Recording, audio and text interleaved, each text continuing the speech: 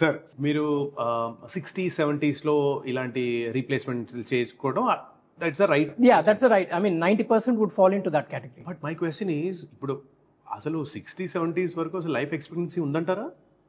I mean, as far as recently I read in newspaper, Indian life expectancy is 75 years now. Average Indian life expectancy. Okay.